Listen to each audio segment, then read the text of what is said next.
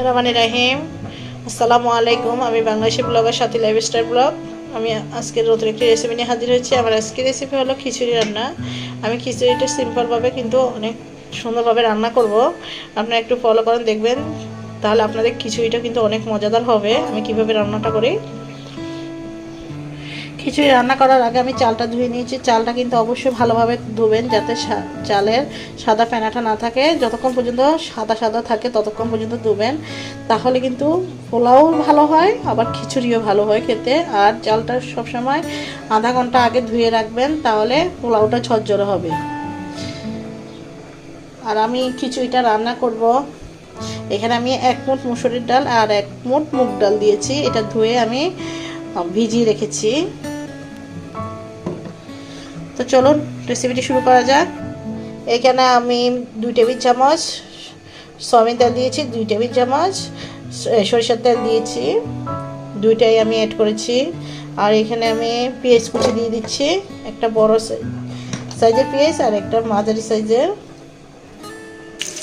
পেঁয়াজটা নরম হয়ে এসেছে। এই পর্যায়ে আমি এখানে 1 টেবিল চামচ আদা বাটা, 1 টেবিল চামচ রসুন বাটা অ্যাড করতেছি।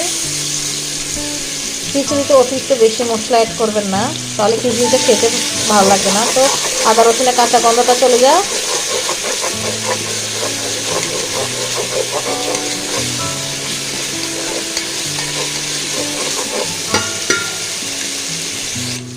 তারপরে এখানে আমি অ্যাড করতেছি তেজপাতা, দারচিনি, এলাচ, লং।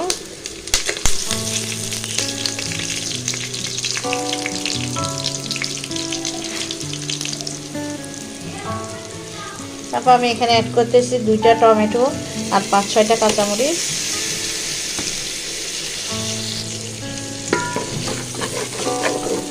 সব আমি একসাথে মিশিয়ে নেব। তারপর আমি এখানে অ্যাড করব অল্প একটু পানি। তারপর আমি এখানে 1/2 কাপ পানি অ্যাড করেছি। তারপর আমি এখানে অ্যাড করব 1 চামচ লবণ, 1 চামচ থেকে অল্প বেশি দিব, 1 চামচ হলুদের গুঁড়া, 1 চামচ ধনিয়ার গুঁড়া, মরিচের গুঁড়া 1/2 চামচ। ঝালটা যার যার পছন্দ অনুযায়ী দিবেন। আর আমি 1/2 চামচ জিরার গুঁড়া। সব কিছু আমি একসাথে মিশিয়ে নেব। তো মশলাটা কিছুটা কষানো হোক।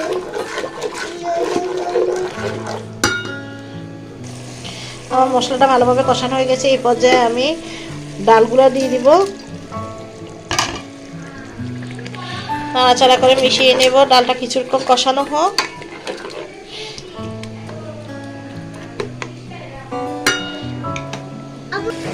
ডালটা আমি 2 মিনিট পর্যন্ত কষিয়েছি। এই পর্যায়ে আমি চালটা দিয়ে দেব, নাড়াচাড়া করে মিশিয়ে নেব।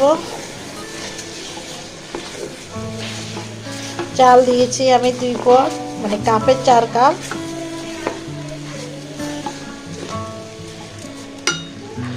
আমি নাড়াচাড়া করতেছি, একটু ঝরঝরে হয়ে আসুক, তারপরে আমি পানি অ্যাড করব। দেখুন চালটা কতটা ঝরঝর হয়েছে। এই পর্যায়ে আমি পানি অ্যাড করব।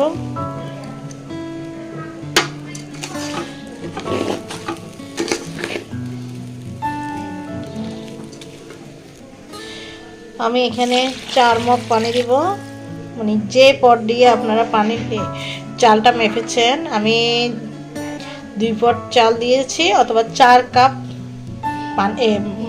চাল দিয়েছি। ওই পটটা আমি মেপে যদি করি, ওইটা আমার 4 কাপ হয়। তো 4 কাপে আমাকে 8 কাপ পানি দিতে হবে। আমি পানিটা অ্যাড করে দিই। পানিটা ঠান্ডা দিতে পারেন অথবা গরম পানি দিতে পারেন, কোনো সমস্যা নেই। আমি পানি অ্যাড করে দিয়েছি। এখন ঢাকনা দিয়ে ঢেকে দেবো, এটা হতে থাক।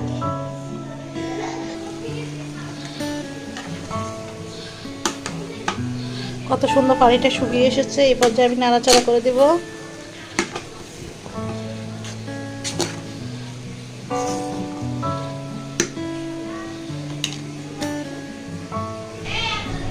আমার খিচুড়িটা হয়ে গেছে।